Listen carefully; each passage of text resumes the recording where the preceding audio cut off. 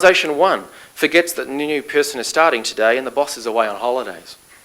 There's no desk for the new person and no one really knows what they'll be doing. Over at Organisation 2, the reception desk has the new starter's name on the welcome board and they're escorted through to a special training room where they join other new starters. They're welcomed by a senior manager and then given a tour plus a starter pack with a few fun goodies and then commence a 4-week induction training program. They learn the skills and knowledge required and are given the opportunity to practice in a safe environment. At the end of their first week, the new starters in this company are welcomed by their supervisors, managers and teammates at a special morning tea. Then, as the new employee starts to work in the role, Organisation 1 has given them a desk and computer and even an operations manual. It's just that the manual is longer than the Lord of the Rings trilogy and makes several unusual references to carbon paper and the telex machine. Organisation 2, on the other hand, has taken a different approach with laminated one-page procedures on the desk with clear references to an online database which contains all required documents, procedures, customer correspondence and internal policies. Organisation 2 learnt this trick from the top law firms, which have the information stored online for quick access and for staff to share. Organisation 2 also has a simple database listing all relevant documents and procedures and who needs to know them. Sure, the system's only basic, and they're planning to upgrade to a fully automated system next year with email updates and the like, but for the time being, they are able to make sure that everyone knows what they need to know and that everyone's informed when something changes. Meanwhile, it's just occurred to Organisation 1 that this training stuff's supposed to be really good. So they've just gotten all of their people into a room and lectured them for 8 hours straight on how to use the new procedures. Yes, there were a few casualties along the way as a number of people died of boredom, but this was factored into the cost of the training. Organisation 2, however, decided to tailor the development and knowledge management methods according to roles and needs. Therefore, some people received external training from a fine firm called the Australasian Management Centre. Others were assigned mentors from the experienced baby boomers. Others were provided with external coaches to help them develop their management style. And frontline staff were given iPods to enjoy music, but with the requirement that they had to commit to watching weekly downloads of mini training videos and sign after watching the training each week. Organisation 2 even went a step further and managed to remove the boredom induced by the unnecessarily dull half-day safety induction by turning this presentation into a fun, challenging 3D experience using a Perth company's groundbreaking animation techniques, only one step below the stuff seen in Hollywood animated movies. Finally, Organisation 1 waited until the employee's last day before retirement to see if they had any advice to pass on to the younger folk.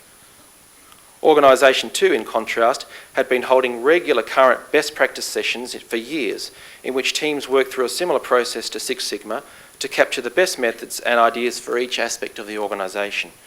The information gleaned from the current best practice sessions was constantly reviewed, updated and then fed back into the system via inductions, training, coaching, iPod downloads and the rest. So, think about Organisations 1 and 2, both led by baby boomers. Which one understands that the labour market demographics are going to change enormously in the next 5 years?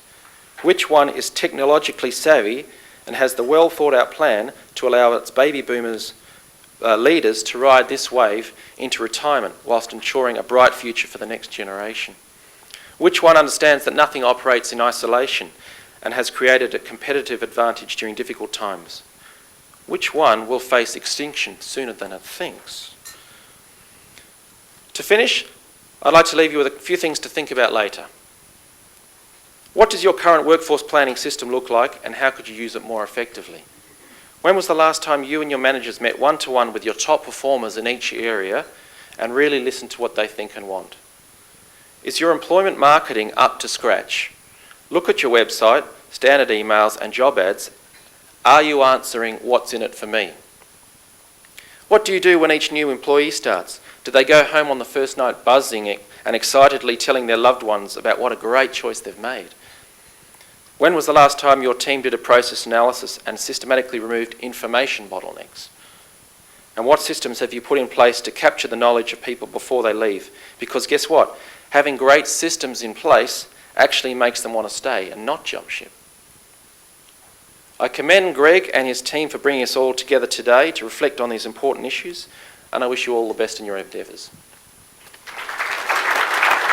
So, what can we learn from endangered species? The Ethiopian wolf. Dr. Claudio Solero Zubiri began his work with the Ethiopian wolf 16 years ago, tracking and studying the rare red wolf through the highlands and mountains of Ethiopia. His passion for the wolf and its diverse habitat helped inspire others to get involved, and the people from surrounding communities joined in the effort to help to protect the wolf.